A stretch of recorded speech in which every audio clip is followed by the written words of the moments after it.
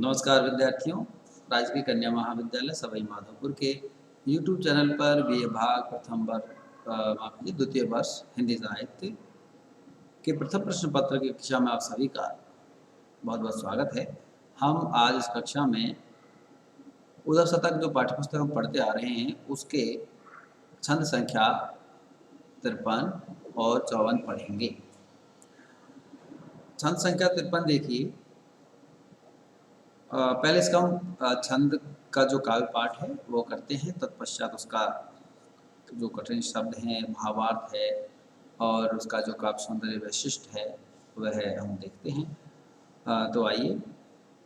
ऊधो जम जातना की बात ने चला बोने को, अब दुख सुख को विवेक करे वो कहा, प्रेम रते ना करे गंभीर परे मीनने को, यही भव गोपद की भीति भरे वो कहा, एक बार लेहे मरे मीच की कृपा सो हम, रोक रोक सांस बिनु मीच मारे वो कहा, छिन जिने छिन जिन झेली कान बिरह बलाए तिन्हें, छिन जिन झेली कान बिरह बलाए तिन्हें, नरक निकाय की धरक धरी वो कहा। ये जो छंद है, इस छंद में पहले कुछ कठिन शब्द है वो देखिए। जम जातना, यम यातना का ये ब्रज रूप है, यह का जो उच्चारण होता है इसीलिए। और मीननी मछलियाँ, प्रेम रत्ना का प्रेम का समुद्र, भव गोपद संसार गोपद के समान, भीति भय और मरि मरना मीच मृत्यु,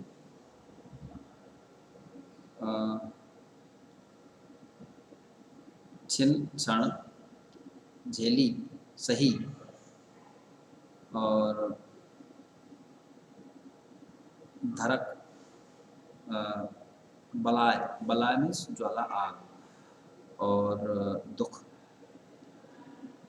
नरक निकाय, नरक का घर समूह, धरक, धरक यानी होता है भय। ये जो छंद है, इस छंद में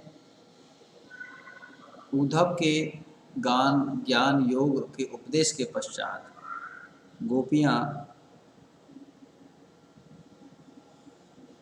उसका तिरस्कार करती हैं और कहती हैं कि हम ज्ञान योग का उपदेश जो आप दे रहे हैं और योग साधना हम नहीं कर सकती, चाहे हम नरक का जो कष्ट है नरक के वो झेल सकती हैं और सांसारिक जीवन में हम विविध तरह के कष्ट सह सकती हैं, लेकिन योग साधना नहीं कर सकती। हमारे लिए योग साधना जो है निरर्थक है। तो उसी की व्यक्ति उसका चित्रण छंद में किया है। पहली पंक्ति देखिए। ऊधो जम जात न की बात ने चला बोने को, अब दुख सुख को विवेक करिबो कहा। गोपियाँ उद्धव से कहती हैं कि हे उद्धव, तुम अब यहाँ नरक के कष्टों की बात मत करो कि अगर भगवान की जो है योग साधना नहीं करते हैं, जन्म और मृत्यु के चक्कर में पड़े रहते हैं, मुक्ति नहीं मिलती और इसलिए नरक में जाना पड़ता है जीवात्मा को, तो ये सारी बात अब हमसे मत कहो, क्योंकि हम जो है सुख दुख का, क्योंकि हम तो है सुख दुख का जो विवेक या जो ज्ञान है हमें वो प्राप्त करके कुछ नहीं लेना, हमें ज्ञान प्राप्त करके हमें कुछ भी नहीं लेना कि आत्मज्ञान योग साधना से ज्ञान प्राप्त किया जाता है, उसी की बात कभी यहाँ करते हैं। प्रेम रते ना करे गंभीर पर मीनाने को, यही भव गोपद की भीति डरे वो कहा।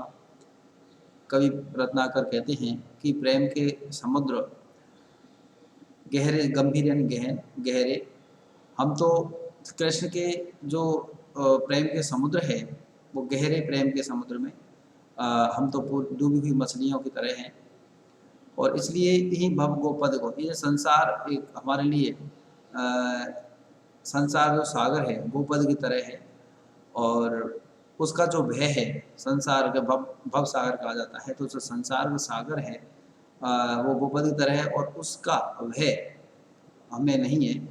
और इसलिए हमारे जो संसार सागर का जो है हमारा कुछ नहीं कर सकता, हम उससे मुक्त हो चुके हैं, क्योंकि हम तो उसी में कृष्ण के संसार सागर में ही रहते हुए कृष्ण के प्रेम में डूबी हुई जीवात्माएं हैं या मछलियां हैं, ये कवि कहना चाहता है। एक बार लहे मारे मीच की कृपा सो हम, रोग रोग सांसो बिन मीच मारे वो कहा। कि हम एक बार, गोपी आगे कहती हैं कि हम एक बार मृत्यु की कृपा से मर लेंगे, वो ठीक है, लेकिन योग अभ्यास रोक रोक सांस बिन नीच मारे वह कहा, कि सांस को रोक रोक करके मरना, अर्थात योग साधना करके अपनी श्वास रोक करके मरना जो है, हम उसे मूर्खता का काम समझती हैं। वो अच्छा नहीं है, हमारे लिए उपयुक्त नहीं है। छिन जिन जेली कान बिरहे बलाए तिन्हें, गोपियाँ कहती हैं कि जिन्होंने क्षण भर भी श्री कृष्ण के विरह की जो बलाय, विरह का जो कष्ट है, विरह की जो अग्नि है, उसको सहन कर लिया है, तो उसे नरक निकाय की नरक धरे वो कहा, उसे नरक में होने वाली जो पीड़ा है उससे भयभीत होने की क्या जरूरत है। अर्थात श्री कृष्ण के विरह के जो दुख होते हैं उनके आगे नरक के दुख तुच्छ हैं, नगण्य हैं।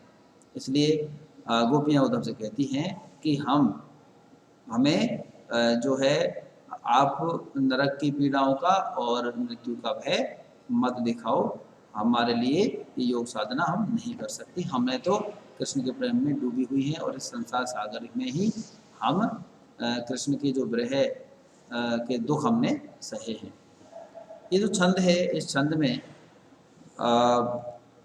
विरह जो विरह वेदना है उसको यम की जो यातनाएं हैं उससे भी बढ़कर बताया गया है।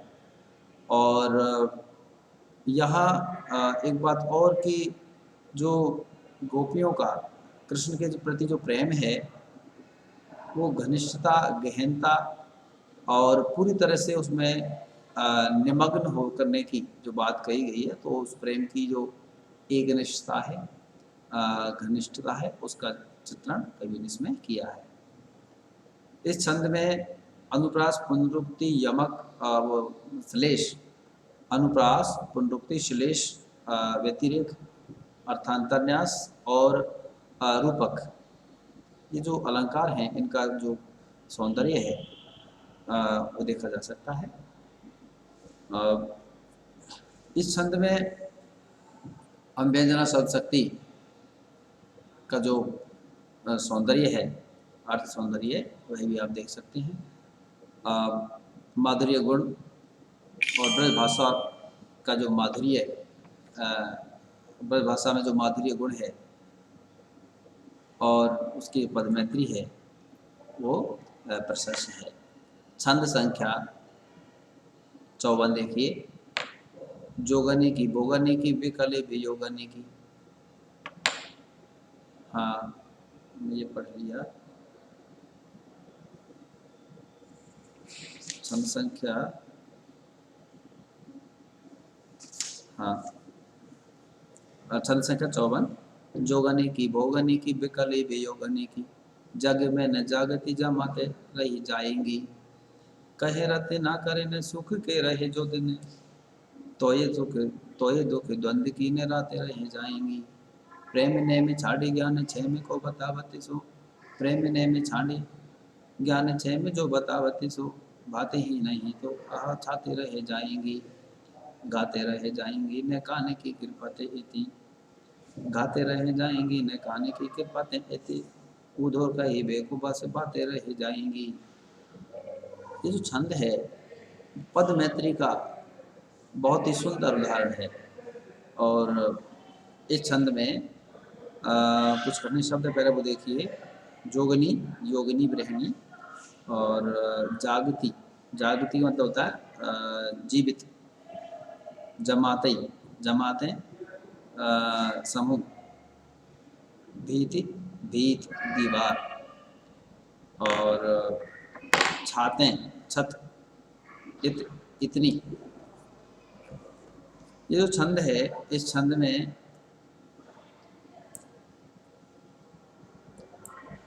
गोपियाँ अपने प्रेम नियम को न छोड़ने की बात कहती हैं और उद्धव से कहती हैं कि मन को, हमारे मन को और अधिक दुखी मत करो, और क्योंकि हमारा जो कष्ट है वो एक अनेक दिन तो समाप्त होगा ही, हम ऐसी आशा से जीती हैं, लेकिन तुम हमें बार बार योग साधना की बातें करते हो, ये हमारे मन को और अधिक दुखी करता है। तो देखिए पहली पंक्ति, जोगने की भोगने की विकले वियोगने की, जग जग में न जागती जमाते रह जाएंगी।